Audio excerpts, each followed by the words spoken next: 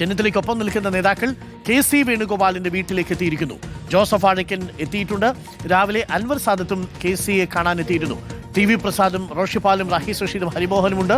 ഞാൻ ഹരിയിലേക്ക് പോയാൽ, ഹരി, ഇപ്പോൾ കെ.സി. ആർ.സി. പക്ഷങ്ങൾ ഒരുമിച്ചാണ് നീങ്ങുന്നത് എന്നാണ് നമ്മൾ മനസ്സിലാക്കുന്നത്. അവർ തമ്മിലൊരു ആശയവ്യക്തത ഉണ്ടാവുക, അതിനുശേഷം നിയുക്ത മുഖ്യമന്ത്രി വി.ഡി. സതീശനോട് ഒരുമിച്ച് നിന്ന് കാര്യങ്ങൾ ആവശ്യപ്പെടുക. ആഭ്യന്തര വകുപ്പ് രമേശ് ചെന്നിത്തലയ്ക്ക് നൽകുന്നതിൽ കെ.സി. പക്ഷത്തിന് എതിർപ്പില്ല. കെ.സി. പക്ഷത്തെ മന്ത്രിമാരുടെ കാര്യത്തിൽ ആർ.സി. പക്ഷത്തിനും എതിർപ്പില്ല എന്നാണ് മനസ്സിലാക്കുന്നത്. അവർ തമ്മിലുള്ള ആശയവിനിമയം അതിലൊരു ക്ലാരിറ്റി വരുത്താൻ വേണ്ടിയാണോ, ഹരി?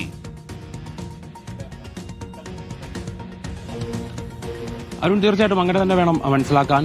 കൃത്യമായ പ്രാതിനിധ്യം അത് ഉറപ്പുവരുത്താൻ വേണ്ടിയിട്ടുള്ള ചർച്ചകൾ കൂടിയാണ് ഈ നടക്കുന്നത്. മന്ത്രിസഭാ രൂപീകരണ ചർച്ചകൾ വളരെ വിപുലമായി നടക്കാനിരിക്കുന്നതിന് തൊട്ടു മുൻപാണ് ഇത്തരത്തിലുള്ള കൂടിക്കാഴ്ചകൾ നടക്കുന്നത് എന്നുള്ളതാണ് വളരെ പ്രധാനപ്പെട്ടത്. ഇപ്പോൾ ഞാൻ നിൽക്കുന്നത് കെ.സി. വേണുഗോപാലിന്റെ വീട്ടിലാണ്. രാവിലെ മുതൽക്ക് തന്നെ നേതാക്കളുടെ വലിയൊരു ഒഴുക്കാണ് ഇവിടെയുള്ളത്.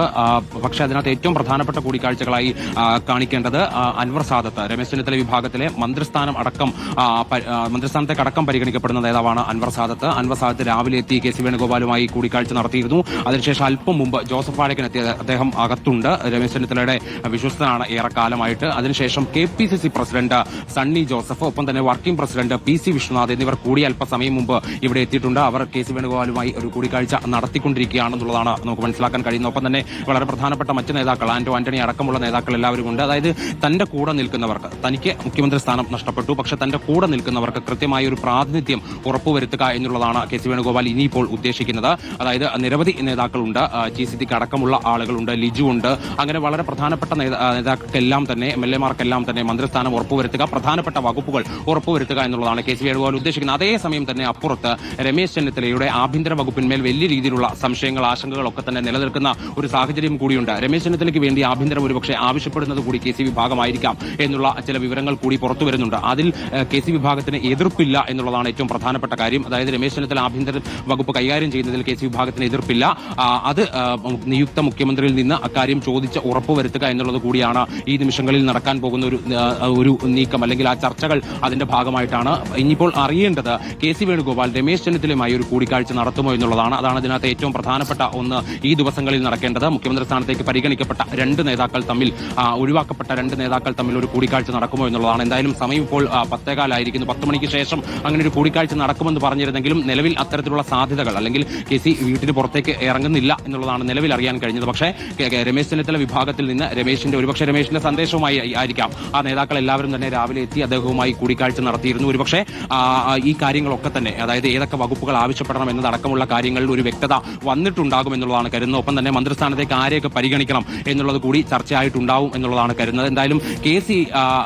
കൃത്യമായി മന്ത്രിസഭയിൽ ഏറ്റവും കുറഞ്ഞത് 5 or 6 മന്ത്രിമാരെയെങ്കിലും ആവശ്യപ്പെടുമെന്നുള്ള കാര്യത്തിൽ സംശയമില്ല. അതും വളരെ പ്രധാനപ്പെട്ട പ്രബലമായ വകുപ്പുകൾ തന്നെയായിരിക്കും അദ്ദേഹത്തിന്റെ ഭാഗത്തുനിന്ന് ചോദിക്കുക. അതിലൊരു വിട്ടുവീഴ്ചയ്ക്കും തയ്യാറാകില്ല എന്നുള്ളത് തന്നെയാണ് നമുക്ക് മനസ്സിലാക്കാൻ സാധിക്കുന്നത്. പ്രത്യേകിച്ച് മണിക്കൂറുകൾ മാത്രമാണ് മന്ത്രിസഭാ രൂപീകരണ ചർച്ചകളുമായി ബന്ധപ്പെട്ട് ഇപ്പോൾ ടി.വി. പ്രസാദ് കൂടി നമുക്കൊപ്പം ചേരുന്നുണ്ട്. ടി.വി. പ്രസാദ്, ആർ.സി. കെ.സി. പക്ഷങ്ങൾ ഒരുമിച്ച് നീങ്ങുകയാണ്. അപ്പോൾ മന്ത്രിമാരുടെ കാര്യത്തിൽ 6ഓളം വകുപ്പുകൾ കെ.സി. ചോദിക്കുമെന്നുള്ളതാണ്. 2 വകുപ്പുകൾ നിശ്ചയമായും ആർ.സിക്ക് വേണമെന്നുള്ളതാണ്. ആർ.സി. കൂടാതെ എന്ന് വെച്ചാൽ ആർ.സിയും കെ.സിയും കൂടി ആകുമ്പോൾ തന്നെ 9 വകുപ്പുകൾ കഴിഞ്ഞു. പിന്നെ അവശേഷിക്കുന്നത് 2 വകുപ്പുകളാണ്. പിന്നെ മുഖ്യമന്ത്രി എന്നുള്ള പദവിയും. ആകെ 12, മുഖ്യമന്ത്രി അടക്കം 12 സാധ്യമാവുകയുള്ളൂ. ഇതിനകം ഉറപ്പിച്ചു കഴിഞ്ഞത് പി.സി. വിശ്വനാഥ് കെ.സിക്കൊപ്പം, ലിജു കെ.സിക്കൊപ്പം. ഇവർ രണ്ടുപേരുടെ കാര്യത്തിൽ ഇപ്പോൾ ഉറപ്പ് വന്നിട്ടുണ്ട് എന്നുള്ളതാണ്. ഒപ്പം ഇനി അറിയേണ്ടത് നിലവിൽ മുരളീധരന് വകുപ്പുണ്ടാവും എന്നുള്ളതും ഇപ്പോൾ ഏറെക്കുറെ വ്യക്തമായി. സണ്ണി ജോസഫിന് എന്തായാലും മന്ത്രിസഭയിലേക്ക് എത്തും എന്നുള്ളത് ഉറപ്പിച്ചു കഴിഞ്ഞിരിക്കുന്നു. രമേശ് ചെന്നിത്തല ഉണ്ടെങ്കിൽ രമേശ് ചെന്നിത്തല 5, അതിനുശേഷം അൻവർ സാദത്ത്, I.C. ബാലകൃഷ്ണൻ 6. അപ്പോൾ ചുരുക്കത്തിൽ കെ.സി. ആർ.സി. പക്ഷം കൂടി ഒരുമിച്ച് നിന്നാൽ 9-10 മന്ത്രിമാർ വരെ ഉണ്ടാവും, അല്ലേ? അങ്ങനെയാണെങ്കിൽ വി.ഡിക്ക് നിർദ്ദേശിക്കാൻ കഴിയുന്നത് പരമാവധി 1 or 2 ആയിരിക്കും. അതിലൊന്ന് ഷാനിമോൾ ഉസ്മാനോ, അതല്ലെങ്കിൽ പിന്നെ താൻ നിർദ്ദേശിക്കുന്ന മറ്റൊരു മന്ത്രിയോ ആയിരിക്കും എന്നുള്ളതാണ് ഇപ്പോൾ നമുക്ക് ലഭ്യമാകുന്ന വിവരം.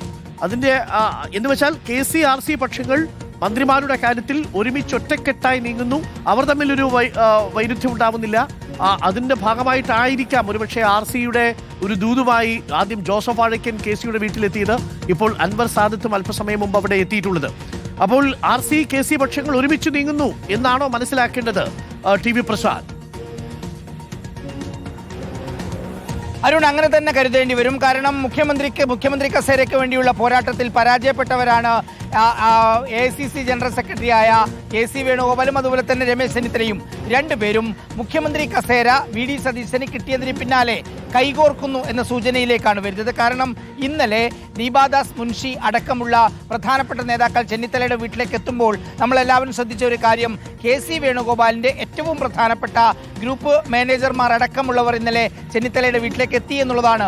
ഇന്നിപ്പോൾ രാവിലെ കാണുന്ന ഒരു കാഴ്ച, ചെന്നിത്തലയോട് കൂടുതൽ ചേർന്ന് നിൽക്കുന്നവരും KC വേണുഗോപാലിന്റെ വീട്ടിലേക്ക് എത്തുന്നു എന്നതാണ്. ചുരുക്കത്തിൽ KC വേണുഗോപാലും രമേശ് ചെന്നിത്തലയും നേരിട്ടൊരു കൂടിക്കാഴ്ച KC ഇവിടെ എത്തിയതിനു ശേഷം നടന്നില്ലെങ്കിൽ പോലും അവരുടെ ഗ്രൂപ്പ് മാനേജർമാർ തമ്മിൽ, അവരുടെ അനുയായികൾ തമ്മിൽ നല്ല ധാരണയുണ്ടാക്കുന്നു എന്നുള്ളത് തന്നെയാണ്.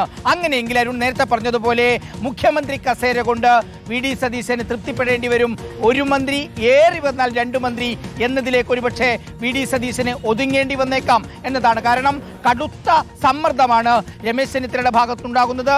ആഭ്യന്തര മന്ത്രി പദമില്ലെങ്കിൽ മന്ത്രിസഭയിലേക്ക് ഇല്ല എന്ന് രമേശ് ചെന്നിത്തല പറയുന്നു.